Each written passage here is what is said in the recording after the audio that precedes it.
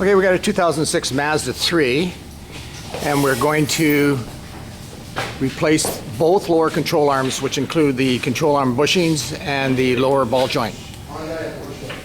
So the first thing we're going to do is take the tires off. So like any suspension work, we're going to be careful with where the suspension's loaded. We're replacing this is the right front. So we're going to undo these two bolts here. They got nuts on top. And remove this bolt here. You can see it right here. Both sides. So first we're going to do this pinch bolt. We're going to remove that pinch bolt, and we're going to do both sides at the same time. So the control arm bushing in the front, as I said, we're just loosening everything. The pinch bolt is loose. Okay, good. And the back control arm bushing is loose. This front bushing down. We undid the CV joint so we didn't pull it out of its boot up here. And we're about to pry. So this front's loose. This is a little tight in here. Okay, so we're just going to hit it.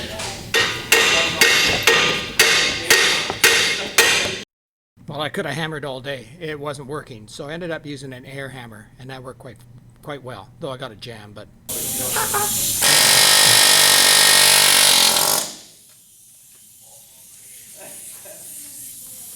Hammer that back up. Being replaced because of these bushings are gone.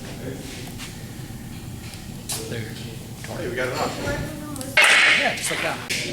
Okay, so film this. Yeah. So we're gonna not too hard, just tap it. Okay. So it's the pinch bolt can go in its groove. So again, in the reverse order, we could pull this out. Or push it out or whatever. Be careful not to, there's a seal there. This is going in. This is going in. The drive axle's going in. And we're just going to line the control arm bushing as best we can and then get the bolt in. Front bolt started. The top needs a little work. We're supposed to line up with the thread, so I put a transmission jack in to hold up the control arm. Not much pressure, just enough to keep the angle because there's no other way. There, two hands, no problem. I'll just do the other one now. Well, that worked like a charm. Both the bolts, they were pretty awkward, but haven't put the transmission jack or any kind of bottle jack or whatever, just to be able to put some pressure upward right here. This one is started. This one is in, so now I'll methodically go over and make sure each one is torqued to specifications. Well, I've torqued this bolt, these two, and I tightened the pinch bolt nut. And here's another bolt, and I have to hammer this, torque this driveline nut, and then tap in the loose shoulder into the slot. Like that.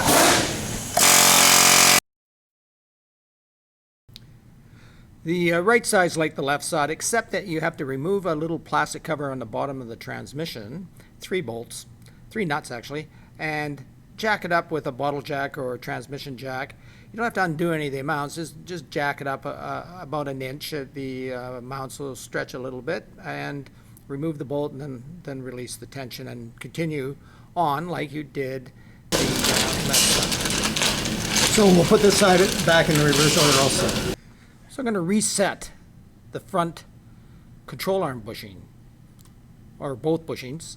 They're torsoelastic, so they were set on when the vehicle was supported by the body. So now it is supported by the wheels at curb height. I'm going to loosen the bolt and let the inner part of the bushing twist into position, proper position, so there's no load on them at curb height.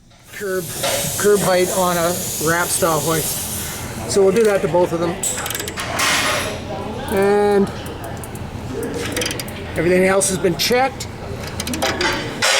We get a wheel alignment, but that's another video. Thank you very much.